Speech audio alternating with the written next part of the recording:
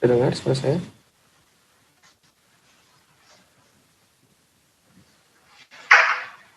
Cukup jelas?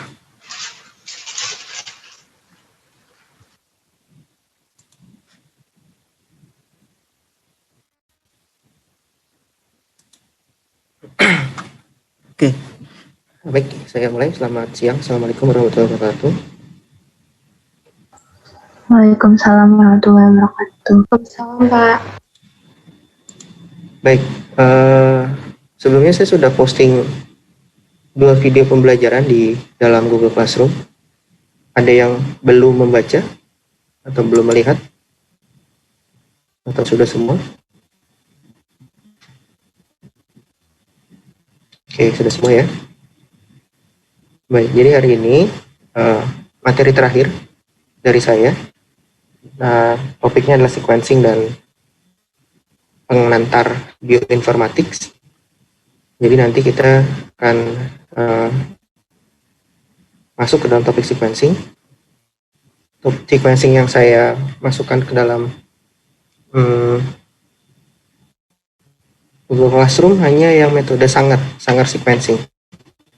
Ada 2 jenis, satu gel electrophoresis dan satu lagi adalah capillary electrophoresis. Jadi perbedaannya signifikan. Sebelum saya mulai, mungkin ada yang sudah menonton atau melihat materi tersebut dan ingin bertanya, saya persilahkan di awal diskusi. Kalau sudah ada yang lihat dan mendiskusikan sesuatu, silakan.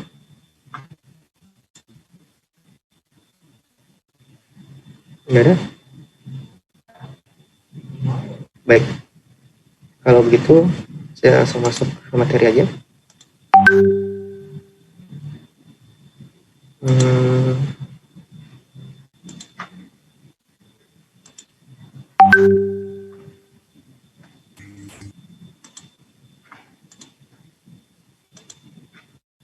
Terlihat jelas ininya? Layar saya terlihat? Terlihat, Pak. Baik. Jadi ini ya, ini materi terakhir kita tentang sequencing dan pengantar bioinformatics. Seperti yang saya bilang, sequencing itu sebenarnya banyak jenisnya dan beragam prosesnya. Tapi di sini yang hanya saya angkat adalah yang Sanger. Jadi ada 3 secara umum metode sequencing yang cukup familiar, yaitu pertama adalah Maxam-Gilbert, yang kedua adalah Sanger, yang ketiga adalah metode cluster untuk next generation sequencing. Nah, yang Maxam-Gilbert tidak saya jelaskan di sini karena tidak terlalu aplikatif di penelitian saat ini, tapi untuk Sanger ini memang masih dipakai sebagai acuan dan kontrol untuk proses sequencing, sekalipun untuk sequencing yang NGS tadi, next generation sequencing. Jadi Maxam-Gilbert dan Sanger itu sama-sama untuk mensequence. Jadi apa sih proses sequencing? Sequencing itu adalah suatu proses untuk melihat susunan nukleotida, atau RNA juga bisa, kalau RNA sequencing. Tapi dalam hal ini kita akan berfokus pada sequencing DNA. Nah, proses tadi untuk membaca basa-basa ATGC atau nukleotidanya itu beragam tadi yang saya bilang. Ada Maxam-Gilbert, ada Sanger. Tergolongnya itu yang tradisional, yang sederhana. Yang kedua ada yang advance, yaitu next generation sequencing. Nah,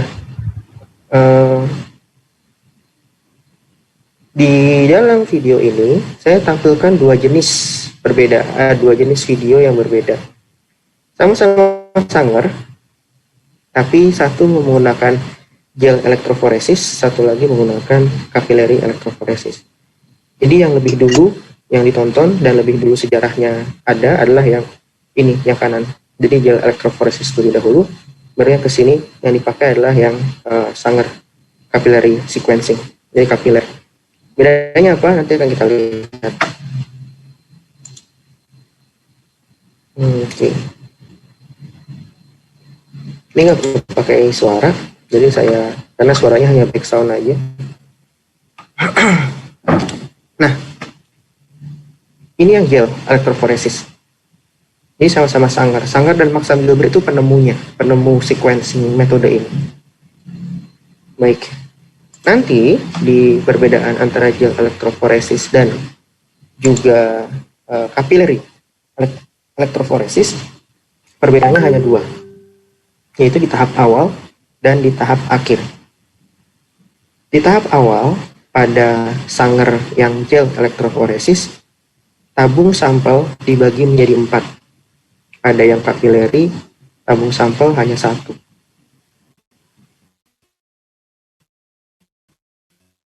Bedanya apa? Nanti kita lihat perbedaannya. Tapi kenapa harus 4, Pak? Nanti kita lihat kenapa sih harus 4. Dengan nanti ada proses. Nah, sekarang adalah komponen-komponen apa yang dibutuhkan untuk mensequence suatu sampel DNA. Jelas yang pertama dibutuhkan DNA-nya, baik atau dari DNA genom, tapi ada sampel DNA. Apalagi berikutnya, yang harus ada adalah primer. Jadi primer juga harus dimasukkan ke dalam sini. Namun berbeda dengan PCR, primer yang dipakai dalam sequencing itu tidak perlu kiri kanan.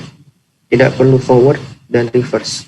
Jadi boleh forward saja, boleh reverse saja. Misalkan di sequence DNA kalian bisa pakai primer forward aja, nanti akan mensequencing ke sini sampai reagennya habis. Jadi tidak perlu ada batas. Atau primer reverse saja, nanti akan jalan ke sini.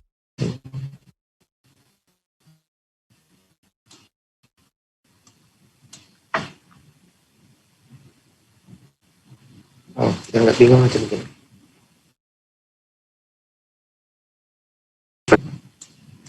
Bedanya, kalau primer forward, dia bisa langsung dibaca. Nah, bisa langsung dibaca, misalnya ini 5 aksen, 3 aksen, di sini 5 aksen, 3 aksen. Nah, template yang kita pakai adalah template dari sini ke sini. Kalau forward, dia tinggal dibaca. Misal, bahasanya A, T, B, C.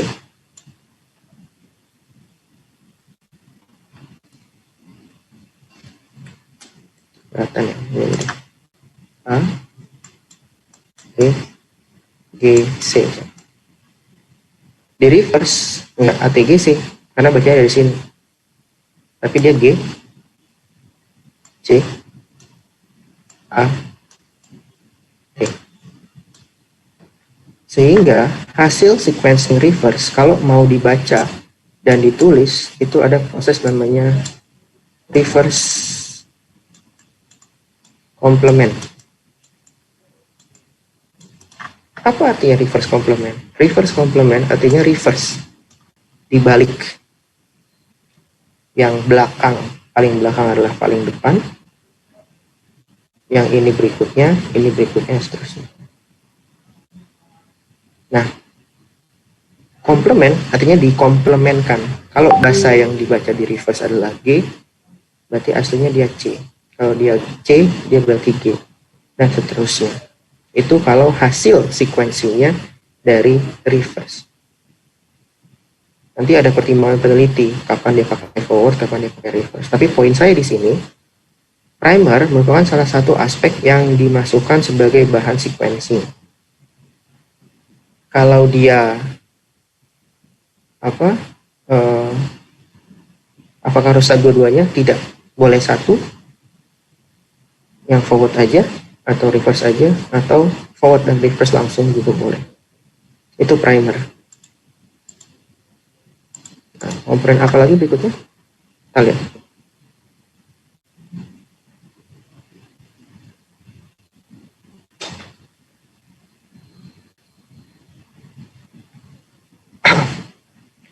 DNA polimerase sama, kan nanti ada proses PCR di dalamnya.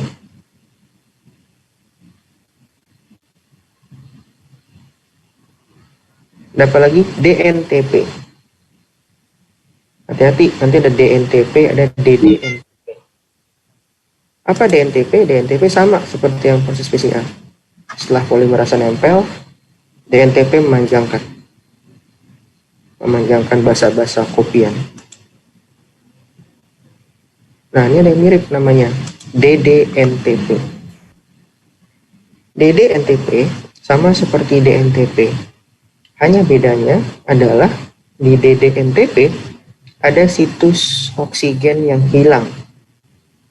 Dan di DDNTP terdapat probe pewarna untuk berpendar. Ini kalian strukturnya selain. Jadi ada DA, DD, ATP, DDE, TTP, DDCTP, dan DDGTP. Inilah kenapa dipisahkan jadi 4 tabung, karena masing-masing tabung berisi DDNTP yang spesifik. DDATP, DDTTP, DDCTP, DDGTP.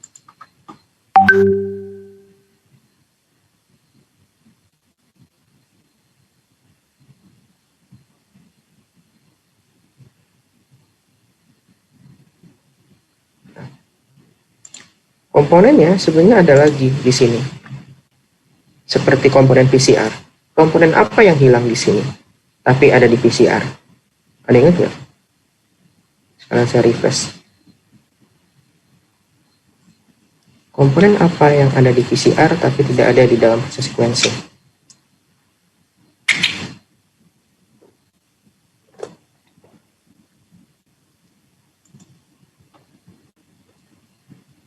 Yang menjawab?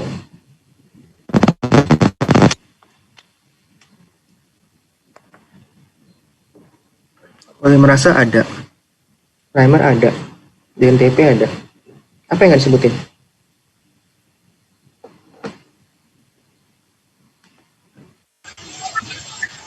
Kation divalen ya Pak. Ini siapa nih? Sorry. Kiki Amalia. Apa jawabannya? Ki? Kation divalen ya Pak. Kation divalen. Apalagi Ki? Sama pelarut bukan Pak? Pelarutnya apa Ki?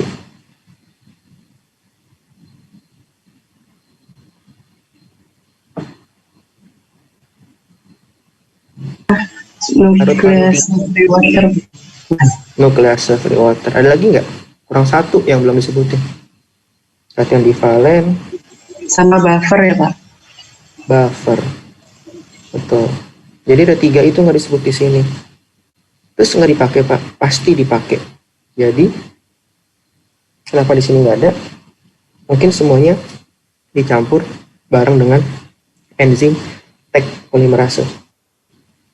Jadi pelarut pasti ada, NFW, kemudian buffer pasti ada, MgCl2, dan kation divalen pasti ada.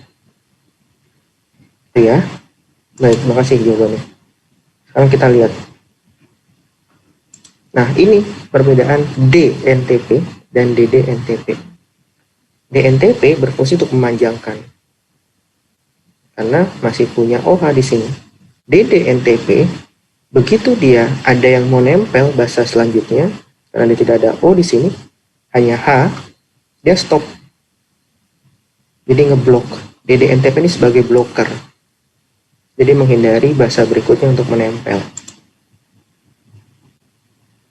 Seperti apa contohnya? Kita lihat. Ini yang kiri DNTP. Ada basa C, basa A, bisa nempel basa A. Tapi di sini basa A nggak bisa nempel. Karena gugusnya tidak klop. Terus gimana dong kalau nggak nempel? Ya udah, nggak jadi nempel dia. Berhenti di C. Nah, sampel tadi masuk ke dalam mesin PCR atau inkubasi. Prosesnya sama seperti PCR. Ada denaturasi, suhu 95 derajat, kemudian dia panjangkan dengan annealing, primer nempel, tag polimerase nempel, nah dipanjangkan. Kalau kalian lihat, di sini ada semacam penanda. Ini yang lain DNTP, ini DDNTP. Dia sebagai stop dan punya probe atau penanda, sinyal untuk fluorescence.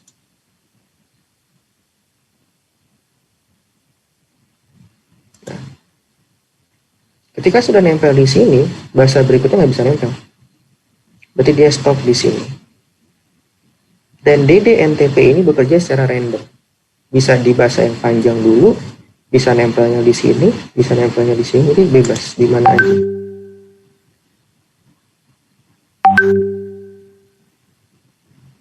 Jadi cetakan pertama,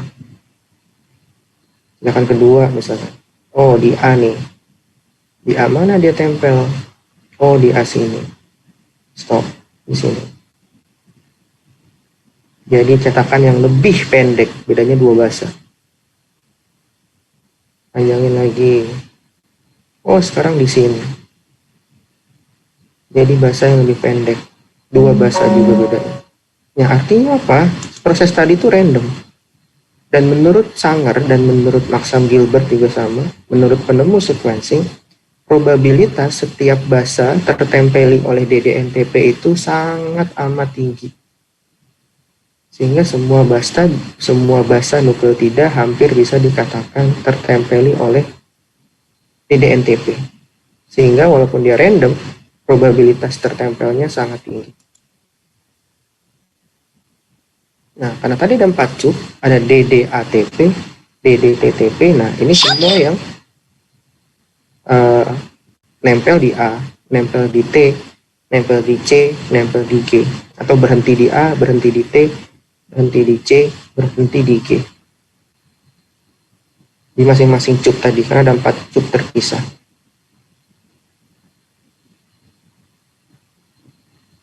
Apa tahap berikutnya? Dan tahap berikutnya inilah tahap pembeda juga antara gel elektroforesis dan capillary elektroforesis. Dia melakukan elektroforesis yang kemarin kita sempat bahas pakai gel. Di loading nih, yang A, kemudian yang C misalkan, yang T, yang G.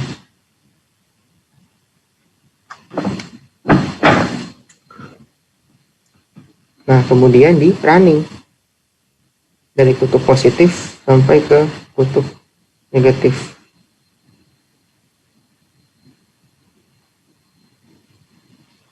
Nah, apa prinsipnya? Ini yang sudah kita bahas kemarin. Negative charge membawa DNA migrasi ke kutub positif, jelas. Poin kedua yang penting apa?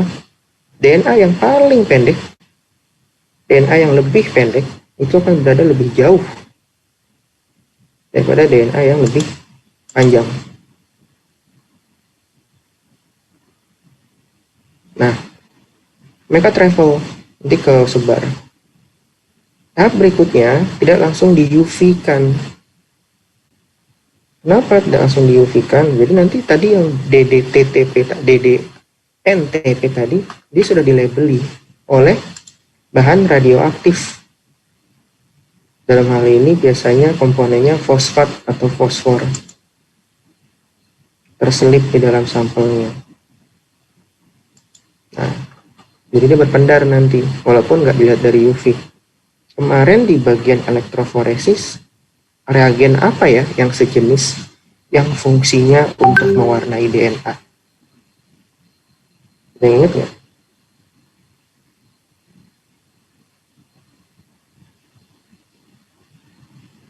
Fungsi apa yang sama seperti label ini, fosfor tadi, untuk mewarnai DNA supaya bisa terlihat di bawah UV? Pada elektroforesis. Ada yang tahu?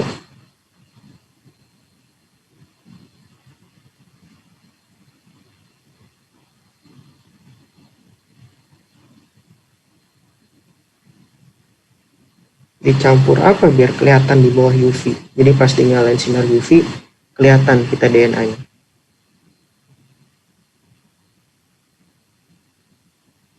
Ada yang ingat?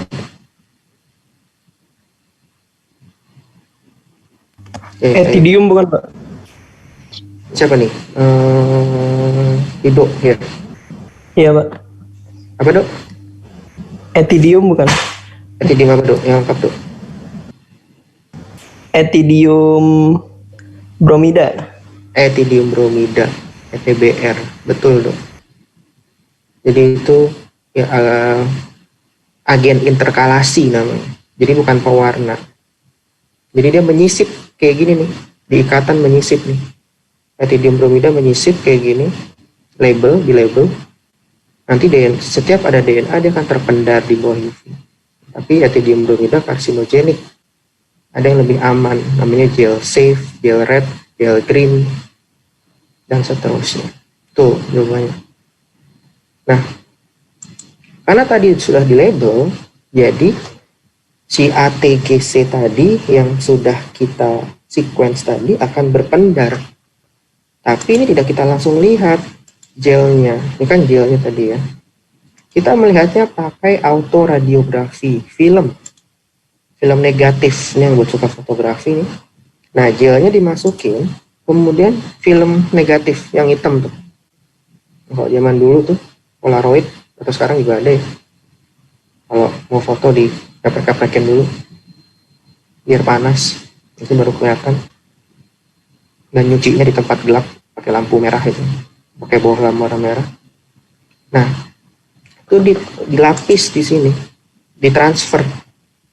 Kenapa nggak kita lihat langsung aja di bawah UV kan? Bayangin sequence Sanger atau Maxam Gilbert itu optimal sekitar 700 sampai 900 base pair. Buat ngelihat pita 900 sampai 700 itu lumayan makan waktu. Paparan sinar UV lumayan tuh kalau UV nyala terus. Nah, makanya ini kita transfer ke sini supaya kita bisa lihat dengan mata telanjang aja dan kita bisa analisis. Jadi dari tadi agar tadi kita tutup, kita exposure semalaman. Nanti harusnya pita-pita yang tadi terlabel itu bisa dilihat oleh si negatif tadi. Nah, jadinya kayak gini nih. Misalnya tadi ini adalah kolom A, kolom T, kolom C, kolom G. Nah, video ini bacanya dari bawah, T, C gitu ya. Kalau saya lebih suka bacanya dari atas. Kenapa? Karena atas ini paling jauh, paling panjang. Ini yang paling dekat. Karena ini paling besar, paling jauh, ya nanti posisinya paling jauh. Dari bawah juga boleh, T, C gitu, nggak masalah. Misalkan ini di bawah nih. Ini apa? Ini A, C, A, T, A, G, C, T, G. Nah, mana bahasa yang pertama? Bahasa pertama yang jelas paling pendek. Jadi sequence-nya apa? Sequence-nya begitu. Terus dapatlah sequence-nya. Jadi dari bahasa terjauh ke bahasa yang terpanjang.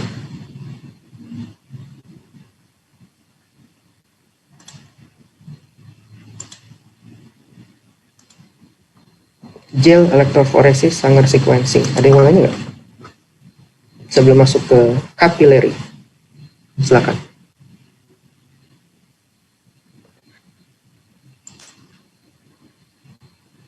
Ada? Cukup jelas?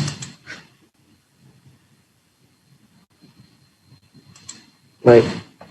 Belum ada. Lanjut ke capillary. Apa bedanya dengan capillary?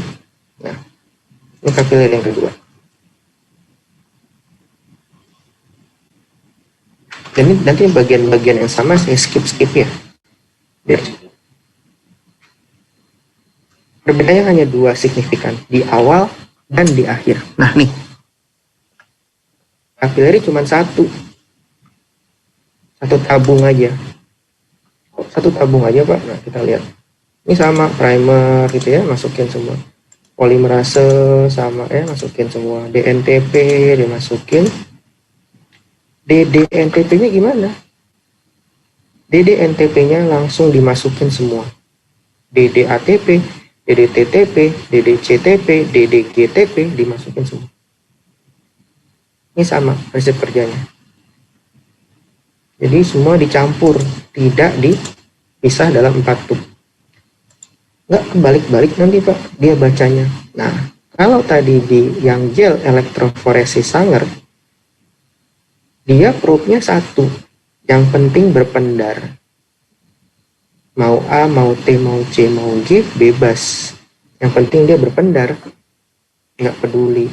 Karena kita mixnya dalam wadah yang beda cupnya. Ada cup yang untuk A, untuk T, untuk C, untuk G. Ini digabung nggak kecampur nanti. Dia nggak bingung baca A, T, C, dan G. Masing-masing probe-nya, pendarannya spesifik berdasarkan perbedaan panjang gelombang. Jadi nggak ketukar yang A, yang T, yang C, yang G. Sama-sama fosfor juga, sama-sama fosfat. Cuma didesain untuk ditangkap pada panjang gelombang yang berbeda. Beda dengan tadi yang gel elektroforesis. Karena dia sudah di loading dalam cup yang berbeda, ya udah, probe-nya yang penting berpendar, nggak harus beda.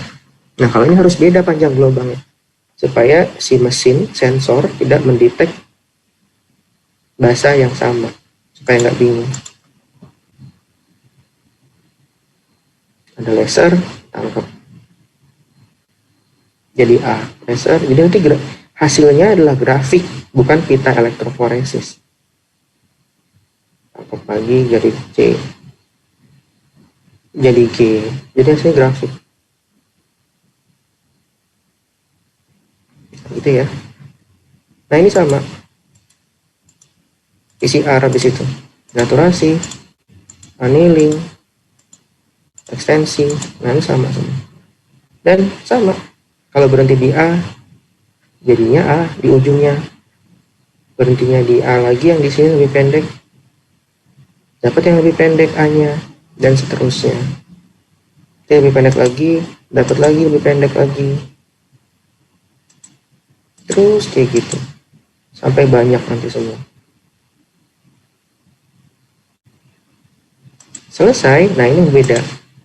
Kita masukkan ke sebuah wadah tabung dari mesin elektroforesis kapilernya. Kemudian dimasukkan ke dalam mesinnya. Nah, elektroforesis kapiler, dia masih pakai elektroforesis. Tapi gelnya berbentuk kapiler, seperti tabung gini. Ini inlet buffer, ini outlet buffer. Ini untuk memasukkan sampel, ini supaya nanti sampel keluar. Ini kutub positif, negatif, ini kutub positif. Di mesin ada robotik pipet, dia ngambil ini, dimasukkan ke dalam inlet buffer. Masuk sampelnya, di mix segala macam. Nanti akan keluar, sampelnya akan masuk satu persatu ke gel elektroforesis ini. Ini dibuat lurus sama dia.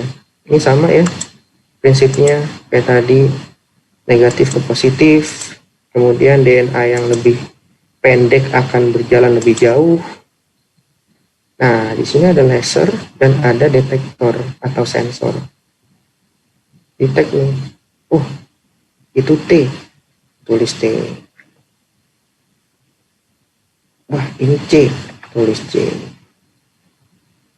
Terus gitu sampai panjang.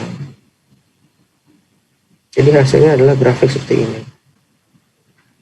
Jadi gimana cara interpretasinya? Cara menginterpretasikan T, C, A, C, A, T, A, G, G, T.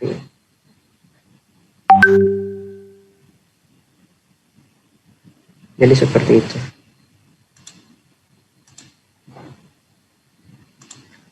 Nah ini. Perbedaannya bukan pita DNA tapi grafik DNA. Oke. Itu kapileri dengan gel elektroforesis. Tentang Sanger, ada yang mau ditanyakan? Silakan.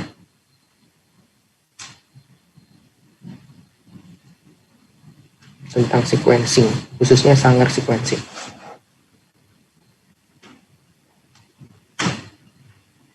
Saya tampilkan sedikit. Nanti misalkan, jadi nama hasilnya adalah elektroferogram.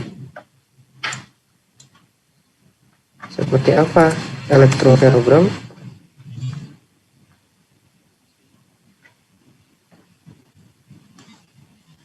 Ini kalau mau googling, silahkan googling elektroferogram. Nah, ini elektroferogram. Ini hasil Sanger, elektroferogram.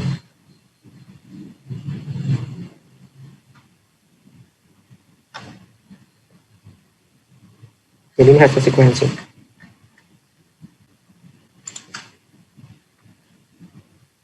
Oke. Ada yang mau tanya? Silakan. Sequencing.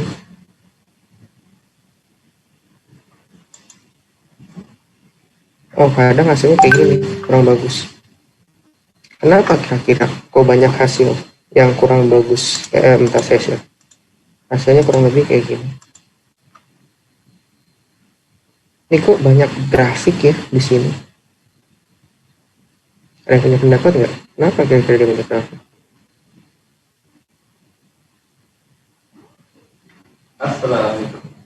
Ternyata terang. Lagi deh. Kenapa dia banyak grafik di situ? Sampelnya kali Pak. Sampelnya kenapa? Ini adalah sampel yang di sequence-nya jelek. Definisi jelek ini apa nih? Maksudnya mungkin Kenapa? Apa gitu? pas amplifikasi nggak teramplifikasi semua gitu.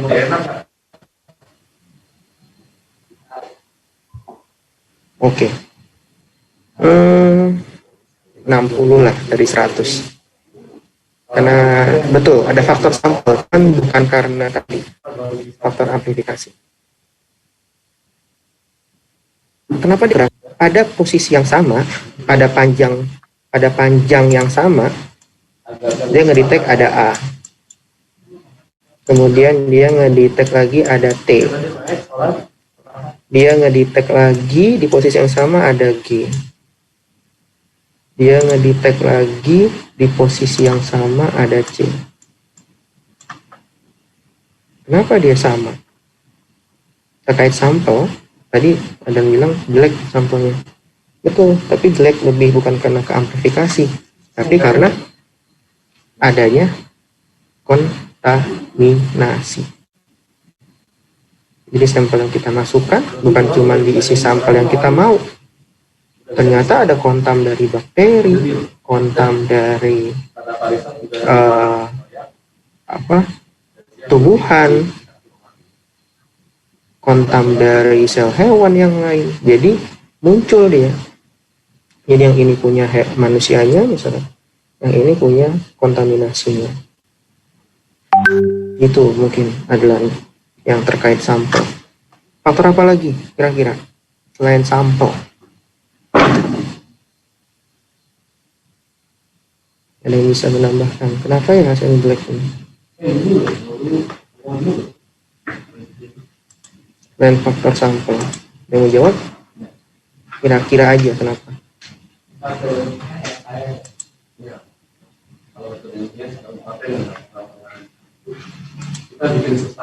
Coba aja analisis kira-kira.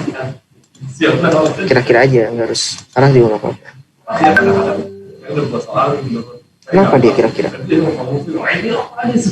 Kok bisa ya dalam satu posisi dibaca ada A, ada T, ada G, ada C. Ada 3 grafik, 4 grafik. Ada?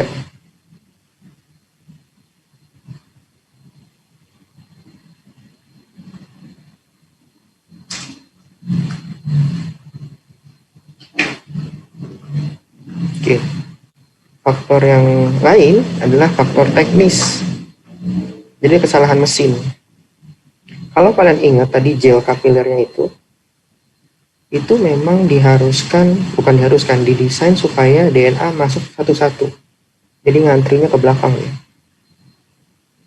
Tapi entah kapilernya sudah kotor atau harus diganti. Jadi jalannya barengan sebelah-sebelahan. Makanya bisa didetek ada A, ada T, ada G, ada C. Gitu. Jadi ada faktor teknis di sini. Atau tegangannya terlalu tinggi. Ini juga bisa. Jadi ada faktor sampel yang terkontaminasi, ada faktor yang teknis tadi. Oke. Oh, 1 menit lagi nih. Ada satu faktor lagi yang mau saya bahas terkait ini. Nanti kita end dulu ya, seri 1. Nanti kita join lagi langsung ke link yang sama untuk sesi kedua. Saya end meeting dulu ya.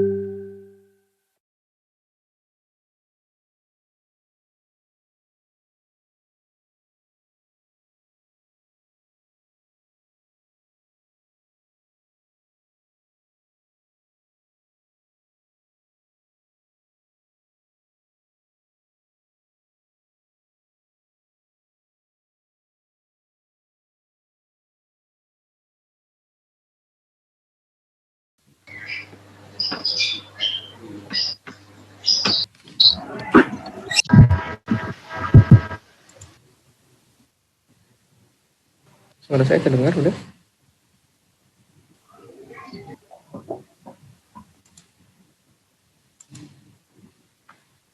Suara saya terdengar? Sudah, Bapak. Baik. Oke, bentar saya share lagi.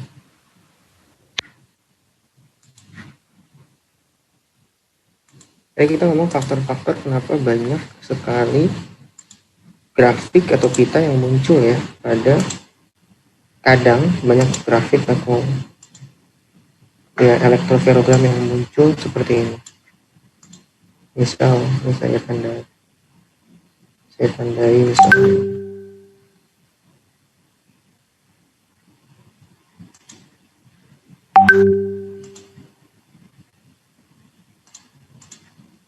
Misal kayak gitu, atau saya ambil yang misalnya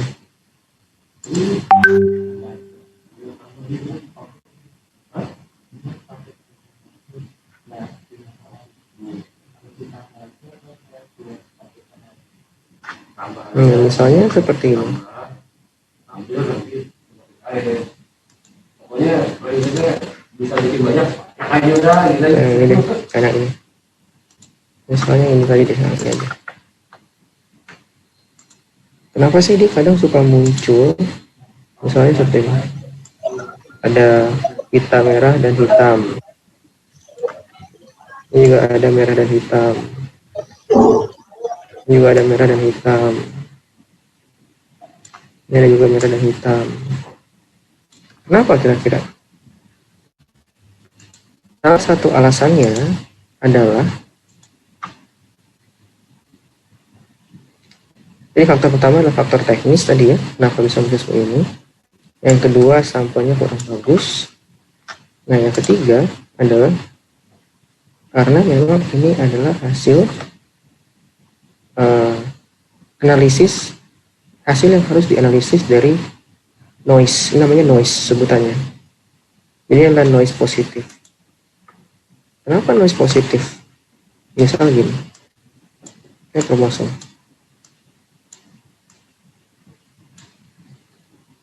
Ada istilah alel. Ada yang masih ingat alel itu apa? Apa itu alel? Saya sekarang review sedikit. Apa alel?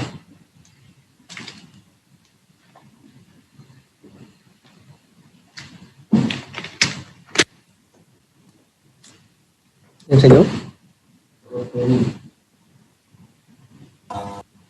Alel adalah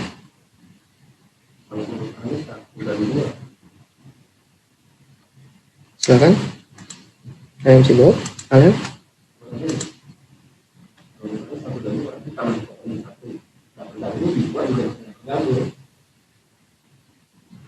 Ada yang ingat? Mau ada yang cek?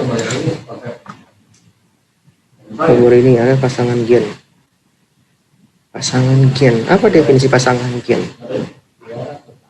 Menurut Prabowo ini adalah pasangan gen. Maksudnya apa pasangan gen? Ada laki-laki, ada perempuan gitu, pasangan. Coba lebih ini, lebih mengarah lagi, tidak bias. Apa sih maksudnya pasangan gen? Atau ada bahasa lain nggak selain tersebut, selain tadi, selain ini? Selain jawaban Prabowo ini, kalau ada mau bantu silakan. Alel adalah, oh ada yang angkat tangan nih. Serius, silakan serius. Angkat tangan nih, kepencet mau jawab, silakan.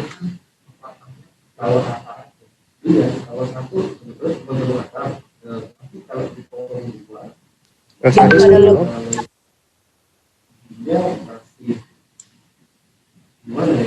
Ini Rio raise hand nih. Oke, lawannya. Tadi siapa? Ada seorang perempuan tadi yang mau jawab sekarang?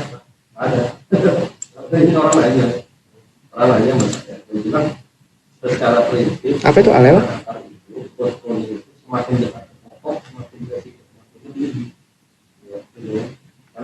Tadi ada suara perempuan yang mau jawab, silakan.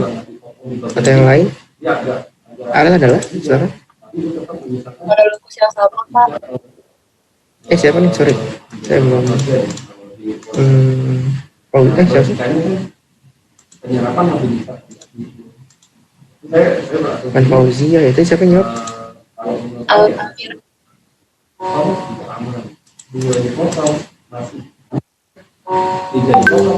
Kecil suaranya, bisa ya? Kalau saya lebih cenderung yang di meskipun memang yang paling itu hanya nomor 1. Almira ya, Almira. Fakta di lapangan ini kalau kita Ya, Pak. Apa Almira tadi jawabannya? bisa sampai di atas. Gen pada lokus yang sama. Gen Ada beberapa tulisan pada lokus yang sama. Kalau gen pada lokus yang sama, yang bikin dia beda apa? itu tujuannya ada yang tujuannya emang sih pengen bikin kata itu berkabang sakral, jadi nggak terlalu dalam.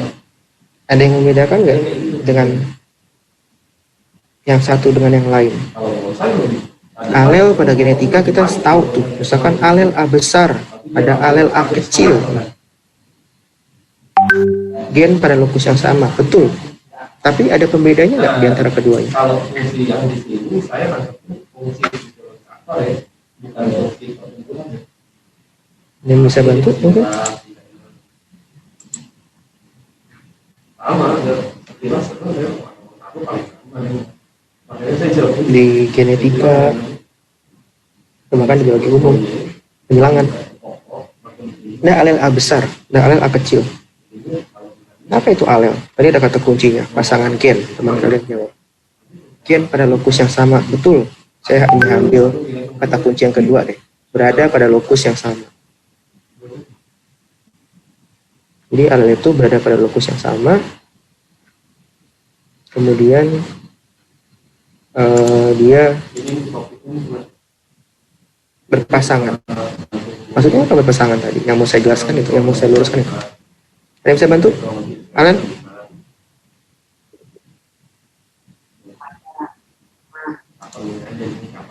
Silakan, nggak usah takut salah.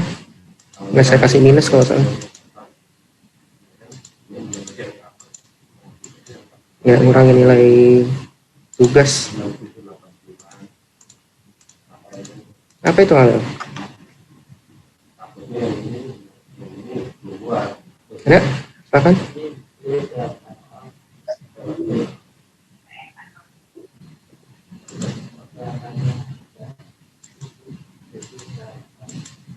Yang mau coba?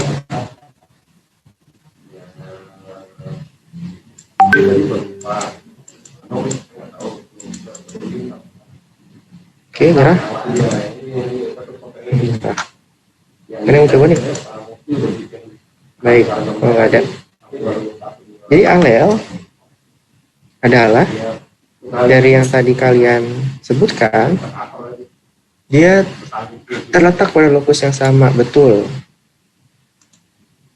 Bahkan di sini, lagi di sini.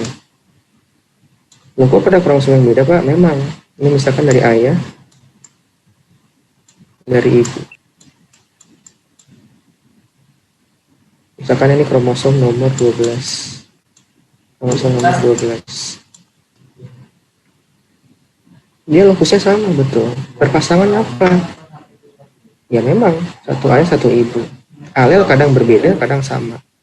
Alel adalah bentuk alternatif dari suatu gen. Jadi itu definisi alel, bentuk alternatifnya.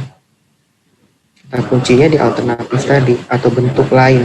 Misal, ada alel buah keriput, ada alel buah mulus, ada alel biji besar, ada alel biji kecil. Jadi sifat alternatifnya kadang nggak selalu dua. Warna mata misalkan, warna mata biru, merah, coklat, hitam, dan seterusnya.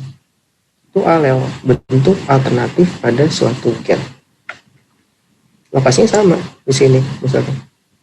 Ini alel warna mata ayah, ini alel warna mata ini. Kadang noise seperti ini itu terjadi karena dia kan PCR bisa di alel sini, bisa di alel sini nempelnya primary. Nah, ketika di sini bahasanya nunjukin A, bahasa berikutnya nunjukin A juga misalnya. Oh, dia homozigot. Kalau dia homozigot, sehingga ketika dia homozigot dia akan menjadi A. Tapi kalau dia misalkan di sini A, kemudian di sini dia T, satu menjadi A, di saat yang sama T juga muncul. Sehingga ini bisa juga untuk mendeteksi heterozigositas.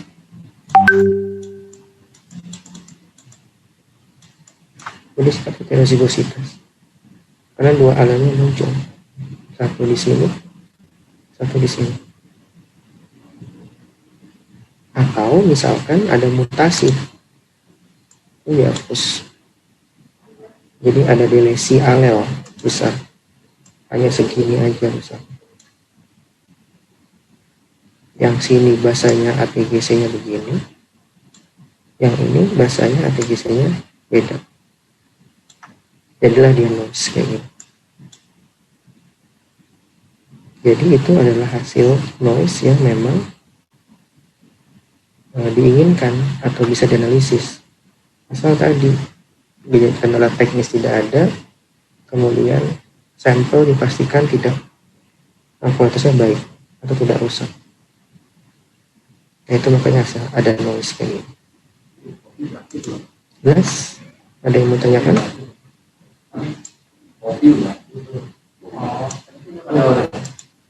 Baik. Kalau tidak ada, saya akan lanjut ke materi yang kedua. Materi kedua ini nanti terkait tugas, jadi tolong diperhatikan.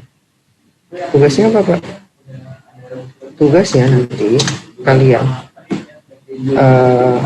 mencari jurnal untuk mendapatkan primer PCR. Ini satu orang itu satu primer PCR. Jadi tugasnya adalah analisis primer PCR yang kalian dapatkan dari jurnal. Apa yang dilakukan? Kita lihat. Nah, langkah pertama adalah kita buka di NCBI.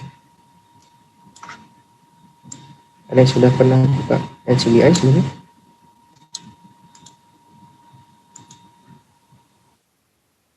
Pernah? Pas mata kuliah apa? Kalau boleh tahu.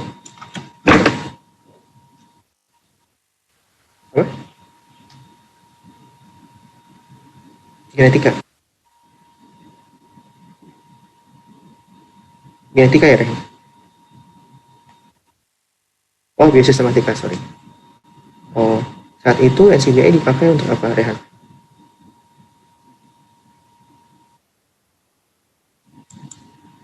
Oke, mencari sequence berarti ya?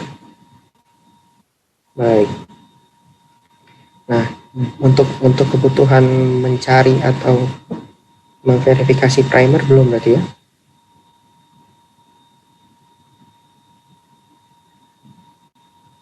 Oke, kalau belum. Jadi nanti buka NCBI, tampilannya sangat banyak. Saya sendiri sudah mencoba semua, tapi belum ahli di semua bagian ini. Mencari set protein, set omin, hubungan dengan penyakit tertentu, dengan serangan virus, data genom, data gen, buku juga bisa cari di sini. Jadi banyak sekali taksonomi dan lain-lain. Nanti setelah kalian mendapatkan primer dari suatu jurnal, primer tersebut kita cek di NCBI. Apa yang kita cek? Ini kita pencet BLAST. Kita klik BLAST. Nah, ini yang mungkin kalian lakukan. BLAST N. BLAST N itu kalau yang di-input nukleotida, yang dihasilkan atau outputnya nukleotida. BLAST X, kalau yang di-input adalah nukleotida, hasilnya protein. BLAST N, yang di-input protein, hasilnya nukleotida. Dan seterusnya ini BLAST P. Protein yang dimasukkan, hasilnya protein. Yang kita lakukan sekarang adalah primer BLAST. Klik primer BLAST.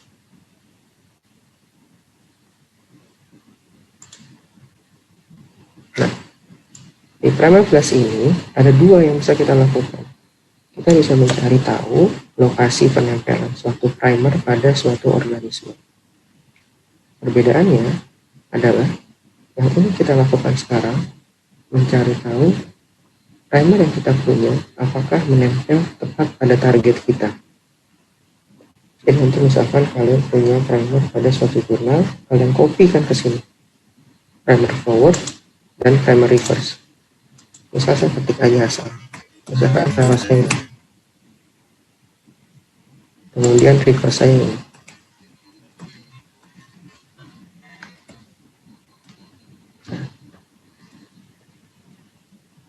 Setelah kalian copy primernya, forward dan reverse, ini tidak ada yang diubah. Lalu nanti di sini di bagian sec mRNA ini kalian ganti menjadi NR. Apa itu NR? NR adalah non redundant. Artinya kalian ingin tahu primer ini menempel pada organisme apa saja. Saya mau di semua organisme, sehingga Homo sapiens di sini juga kalian hapus. Kita mau tahu tadi primer yang saya buat asal-asalan ini nempel di organisme mana aja. Sudah, hanya itu yang diganti, dua ini, kemudian di get primer. Setelah get primer kita tunggu. Jadi, misal kalian dapat jurnal, ada primer, disebutkan primernya itu untuk bakteri Streptococcus misalnya. Kita cek apakah betul menempel di Streptococcus atau tidak. Dia akan terlihat hasilnya. Saya menunggu. Hasilnya nggak lama. Nah, ini hasilnya. Nah, ternyata primer tadi yang saya buat itu panjang, ini juga perlu dicatat nanti di tugas. Karakteristik primer. Panjang basanya 15 yang forward, yang reverse 18. TM atau TA, temperature of melting atau temperature of annealing, yang forward 35, yang reverse 46. Ini untuk menjadi primer yang baik, sebaiknya deltanya itu plus minus 2 derajat Celcius. Kenapa? Kalau kejauhan bedanya, yang forward sudah mulai nempel, yang reverse 46 belum mau nempel, atau ngikutin yang reverse. Pas PCR annealing di set 46, yang ini udah nggak bisa karena kepanasan. Jadi antara primer forward sama primer reverse yang baik itu selisihnya kurang lebih 2-5 derajat Celcius. Tapi maksimalnya 2. Kemudian ada parameter GC persen. Kenapa GC persen itu penting? Kalau GC persennya ketinggian, ingat materi awal tentang struktur. Ikatan G dan C, antara G dan C, ikatan hidrogennya berapa? Ada yang ingat ya? Berapa ikatan hidrogen yang dimiliki G dan C? 3, Pak. 3, benar. A dan T berapa dah? 2. 2. Berarti lebih kuat ikatan G dan C. Semakin banyak G dan C pada suatu sequence, berarti semakin sulit diamplifikasi. Kenapa diamplifikasinya susah? Dia butuh energi atau suhu yang sangat besar untuk bisa membongkar ikatannya. Jadi menurut literatur, G dan C itu di bawah 60% kalau bisa. Atau kisaran 40% maksimal. Nah di sini 2 dan 33 masih oke lah, masih bagus. Nah yang berikutnya adalah yang self complementarity. Ini angkanya harus positif semua. Artinya dia dapat mengkomplement, dia dapat mengcopy dirinya sendiri. 2 dan 8. Nah kemudian kita lihat apakah ini spesifik atau tidak. Misal primer ini saya dapat dari jurnal untuk manusia. Ternyata dia hanya menempel, menurut NCBI, dia hanya menempel sama ini nih. Thalassophrin amazonica. Ini apa ya? Ikan atau apa? Bakteri atau apa nih? Thalassophrin amazonica.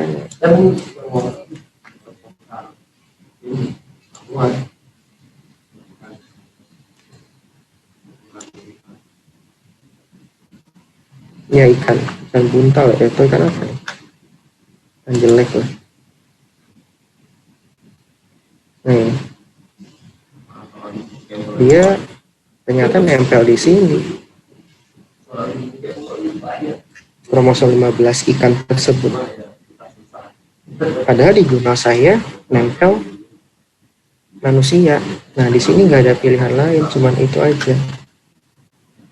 Nah, jadi sangat spesifik. Nah saya kasih contoh nih, primer lain yang pilihannya akan sangat banyak. Misalnya ini,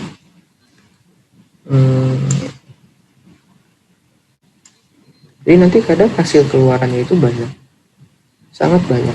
Saya akan kasih contoh. Tadi kan hanya satu, hanya ikan tadi. Jadi primer tersebut sangat spesifik. Kalau memang jurnalnya didapat untuk mendeteksi gen pada ikan tersebut, ya berarti primer tersebut sangat baik karena sangat spesifik. Nah, saya kasih contoh, misalkan ada primer yang kurang spesifik. Nah, ini. Primer kedua yang saya tulis, ini parameternya ini. Paling top search-nya, paling atas dia adalah untuk human DNA, kromosom 13. Human DNA lagi kromosom X. Human DNA lagi kromosom 6. Ini juga manusia. Ini manusia kromosom 19, manusia kromosom 17.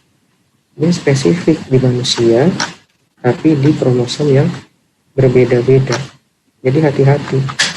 Mungkin nggak targeted, nggak cuma di kromosom kita aja. Ini kromosom 13, nomor 2-nya kromosom X. Titik-titik ini artinya apa? Titik-titik ini artinya dia sama, bahasanya sama, di sini beda. Pada primer itu T, pada sampel dia G.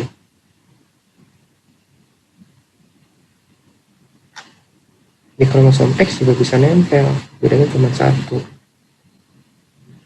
Nah gitu, dicari nanti sampai 5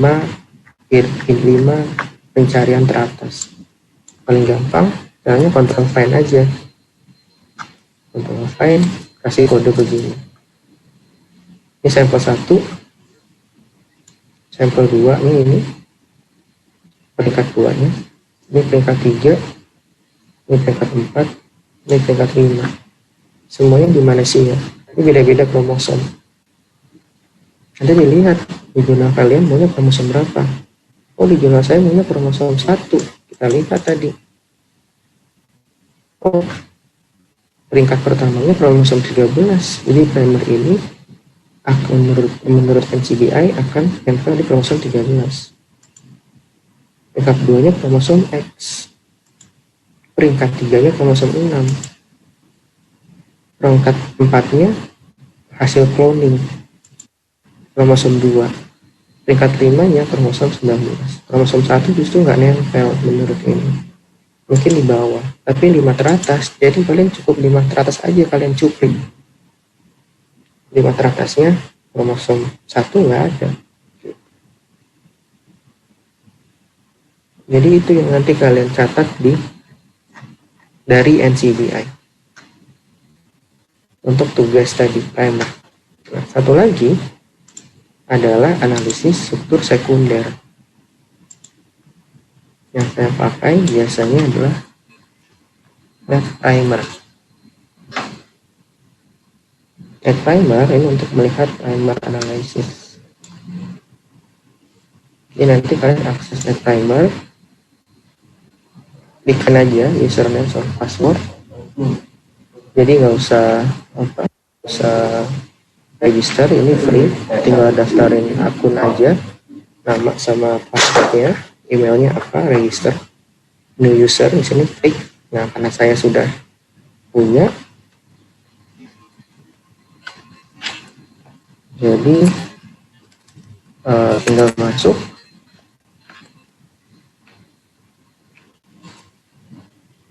Salah.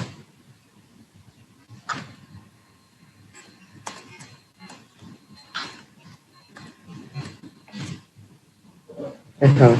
Udah deh, udah kebuka, sorry. Ini tadi saya buka.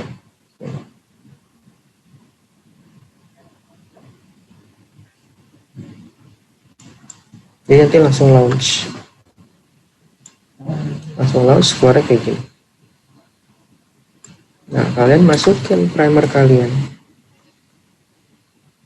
Misalkan ini dengan ini.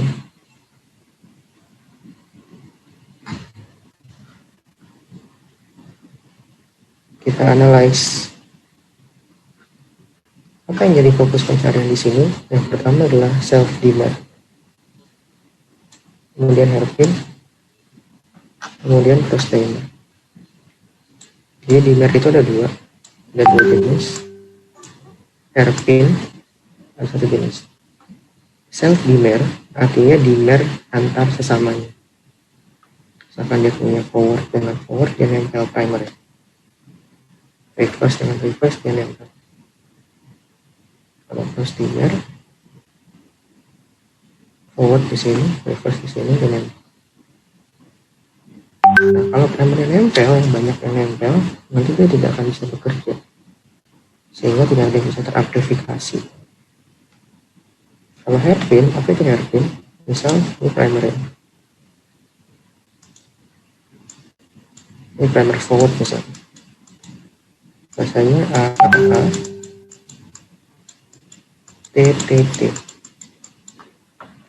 Ini bisa nempel ke sini nih, sehingga primernya jadi begini.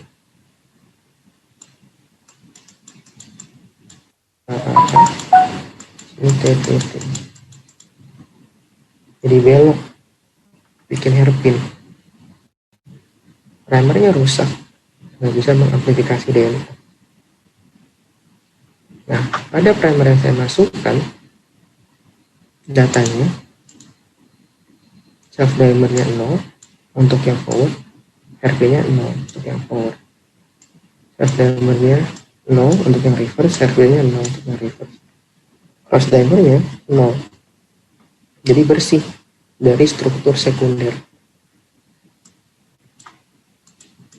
Kalau saya panjangkan lagi, misalkan saya ganti, nah baru muncul nih self dimernya min 12,2, hairpinnya min 3,44. Yang ini 0, ini 0. Ada cross dimer min 3.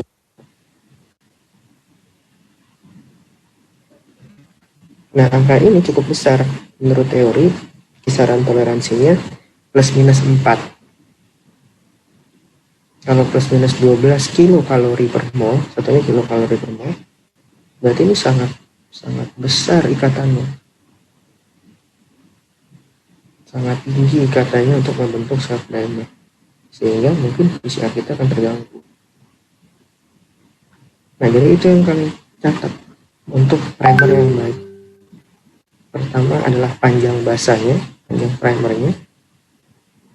Kedua adalah suhu TM atau TA, handling temperature dari NCBI. Karena di sini juga ada nih TM dan TM-nya. Kadang beda, nggak apa-apa, kalian catat. Bioinformatik saya. Jadi memungkinkan dia berbeda. Nah, satu lagi tadi persen GC dari NCBI, kemudian ada spesifisitas, spesifik nggak 5 pencarian teratas organisme pada NCBI, dan apakah target dari jurnal kalian itu ada. Nah, yang terakhir adalah struktur sekunder. Struktur sekunder ada 3, ada primer, self dimer, ada cross dimer ini, dan hairpin. Itu yang kalian catat untuk tugasnya. Jadi satu orang satu pasang primer. Ada yang mau tanya tentang materi primer atau tugasnya? Silakan. Dikumpulkannya Selasa pekan depan.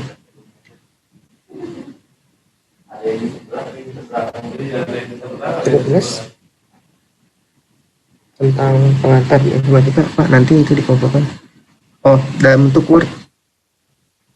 Jadi untuknya analisis nanti. Word itu nanya, itu dikumpulkan dalam bentuk apa? Nanti bentuknya Word. Jadi misalkan nanti biasa dilampirkan jurnalnya. Satu jurnal ada 10 pasang primer, Pak.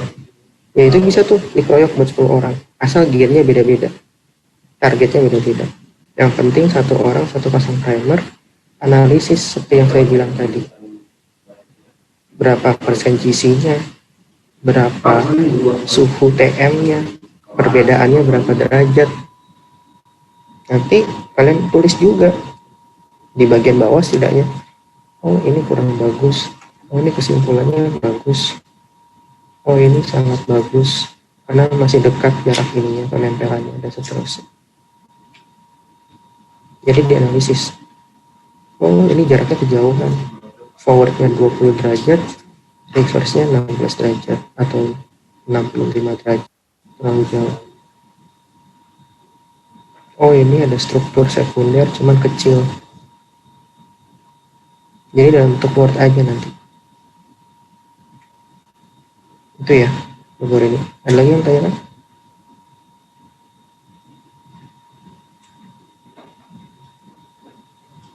Cukup jelas?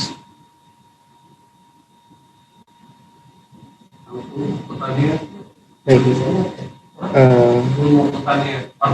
Kalau cukup, ini materi terakhir.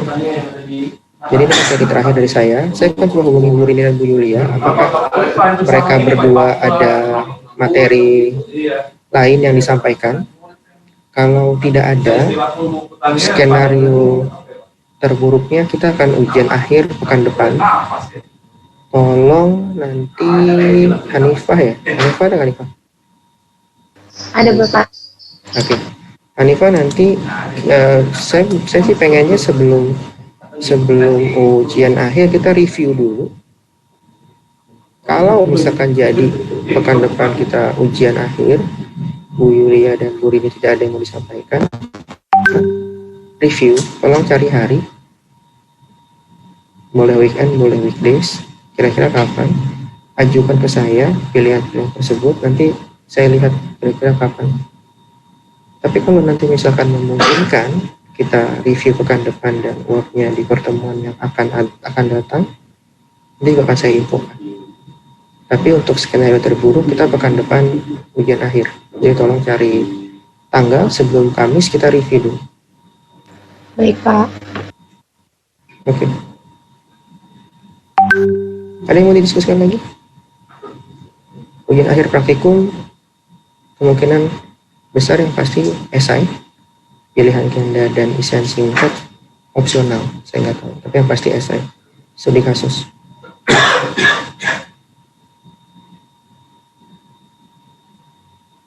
Nanti lebih lengkapnya kita bahas pas review aja. Ada yang mau tanya kan? Vaksin paling rame, Pak. Nggak ada? Siapa suruh pesen banyak-banyak ya? Baik. Kalau tidak ada, nanti kalaupun ada yang didiskusikan lebih lanjut, silakan terus ke kelas. Oh iya, kafe itu lagi rame. Saya sudahi perkuliahan hari ini. Lebih kurang mohon maaf. Selamat siang. Assalamualaikum warahmatullahi wabarakatuh. Waalaikumsalam warahmatullahi wabarakatuh. Waalaikumsalam warahmatullahi wabarakatuh. Waalaikumsalam warahmatullahi wabarakatuh. Terima kasih Pak. banyak Pak. Dan ya. Udah gimana aja. Itu independen.